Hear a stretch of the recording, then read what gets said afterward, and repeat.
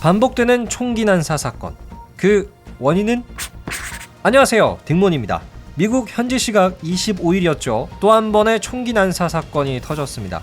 미국 동쪽 메인주의 루이스턴이라는 도시에서 일어났는데요. 총 20명이 사망을 했고요. 50명에서 60명이 부상을 당한 상태입니다. 자, 이런 끔찍한 총기 난사를 저지른 용의자는 올해 40, 로버트 카드입니다. 로버트 카드의 정체가 충격적인데요. 이 사람은 미 육군 예비군 소속의 훈련받은 총기 교관이었습니다. 즉 군인이었었다는 거죠. 그런데 이렇게 미군이, 퇴역한 미군이나 다른 나라로 파병을 갔다 온 미군이 총기 난사 사건을 저지르는 경우가 꽤나 많다고 하는데요. 한 자료에 의하면 역대 미국 총기 난사 사건의 범인 중에서 22%가 미국의 이라크 전쟁이나 아프가니스탄 전쟁에 파병됐었던 군인이라고 합니다. 그러면서 미군이 겪는 전쟁 PTSD가 총기 난사 사건을 일으키게 하는 주된 원인으로 다시 주목받고 있는데요. 지금부터 PTSD의 역사부터 시작을 해서 증상 그리고 어떤 피해들이 있고 미국은 이걸 어떻게 대처해 나가려고 하는지 함께 알아가 보시죠. 자, 먼저 PTSD란 무엇인지 정확히 제가 소개를 해드릴게요. PTSD 약자인데요. 영어로 하면 Post Traumatic Stress Disorder라고 합니다. 우리가 왜 보통 트라우마라고 하잖아요. 아, 나 저 음식에 트라우마 있어. 먹고 엄청 배 아팠다니까. 이런 트라우마에 포스트, 이후라는 뜻이 붙여져서 포스트 트라우마틱, 그러니까 트라우마 상황을 겪고 나서의 정신질환을 의미해요. 조금 더 정확히 말씀을 드리면 PTSD란 전쟁이나 고통, 자연재해 혹은 큰 교통사고 등 심각한 사건을 겪은 뒤에 그 공포감이 계속 이어지는 고통스러운 상태를 겪는 질환을 의미해요. 우리나라에서는 보통 이거를 굉장히 가벼운 의미로 쓸 때가 있죠. 일상생활에서도 나 PTSD 왔어 이렇게 말을 하지만요. 미국에서는 좀 가볍게 쓸 수 없는 그런 사회 문제를 일으키는 정신질환이기도 합니다. 사실 꼭 전쟁에 나갔다 와야 PTSD가 생기는 건 아니에요. 큰 교통사고라든지 아니면 폭력과 같은 상황을 겪고 나서도 PTSD 진단을 받는 경우도 많습니다. 자, 그렇다면 PTSD의 이 증상은 어떤 것들이 있냐면요. 일단 첫째, 마치 그 예전 사건이 실제로 지금 일어나는 것 같은 기분을 느낀다. 특히 전쟁 PTSD, 파병을 갔다 온, 돌아온 미군 같은 경우에는 약간의 그런 폭죽 소리만 들어도 전쟁에서 폭탄이 터지는 소리처럼 느껴져가지고 굉장히 예민해져서 화가 많이 나고 이런 경우도 많다고 합니다. 두 번째 증상, 특정 상황의 회피. 예를 들어 큰 교통사고를 겪고 운전대를 다시 잡지 못하는 걸 예로 들 수가 있겠죠. 이 밖에도 부분적인 기억 상실이나 혹은 수면장애 혹은 성격적 과민이 생기기도 한다고 합니다. 자, 그럼 PTSD의 역사를 좀 가볍게 한번 알아가 보죠. 여러분, 우리 인류는 정말 오래전부터 전쟁이라는 것을 시작을 했죠. 인류 최초의 문명, 메소포타미아 문명에서도 전쟁에 대한 기록이 많이 남아있어요. 그런데 전쟁 PTSD 혹은 군인들이 겪는 이런 정신적 스트레스에 대한 연구는 그렇게 오래되지 않았습니다. 역사가 짧아요. 1900년대 초부터 조금씩 연구를 시작하게 됐다고는 하는데요. 특히 1900년대 초 중반에는 인류의 큰 재앙이었죠. 1차 세계대전과 2차 세계대전이 있었잖아요. 그런데 이때부터 PTSD라는 의학적 명칭이 생긴 것은 아니고요.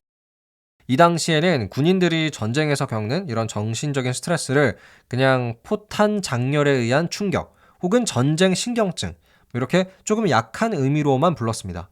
특히 포탄 장렬에 의한 충격 이런 거는 포탄이 주변에서 계속해서 터지다 보니까 그냥 이 사람이 예민해진 것뿐이야 라고만 결론을 내렸었던 거죠. 그러다가 PTSD라는 말이 정확히 생기는 원인은 베트남 전쟁 때문이었어요. 우리나라도 베트남 전쟁에 파병을 가기는 했지만 미국도 베트남 전쟁에 많은 군인을 보냈죠.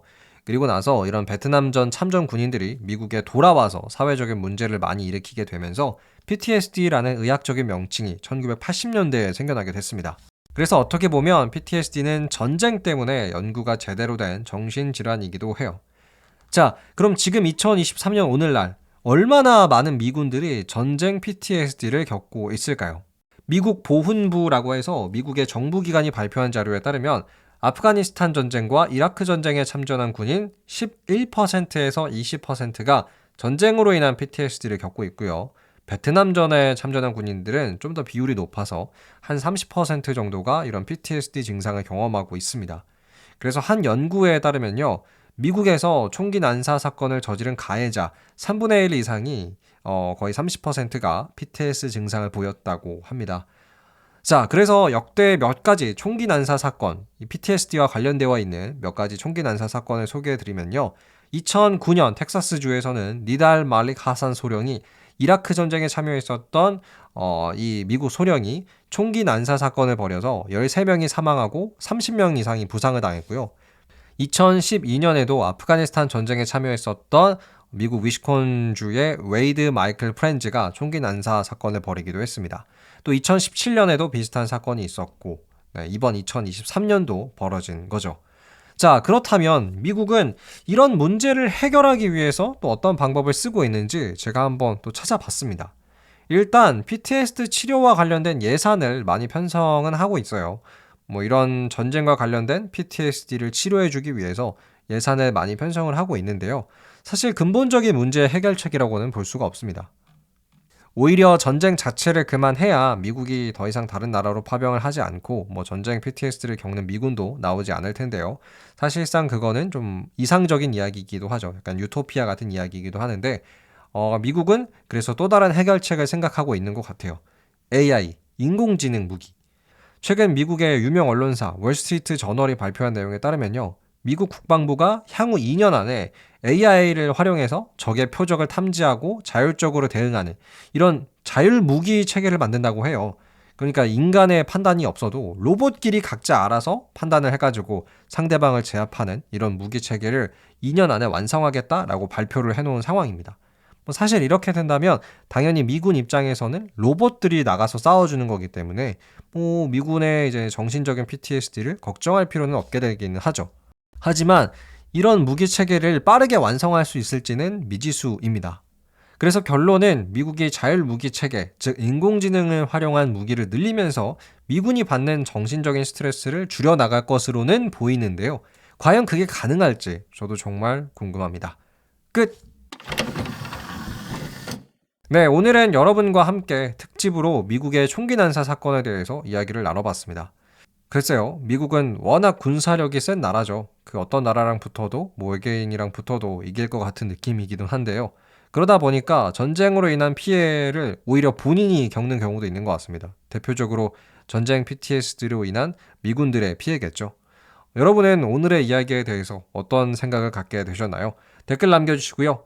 제가 오늘 준비한 이야기는 여기까지입니다. 오늘도 끝까지 함께 해주셔서 감사드리고요. 저는 더 재미난 이야기로 여러분과 함께 하겠습니다. 재미있으셨다면 팔로우와 하트 꼭 눌러주시고요. 지금까지 딩문이었습니다. 감사합니다. 안녕히 계세요.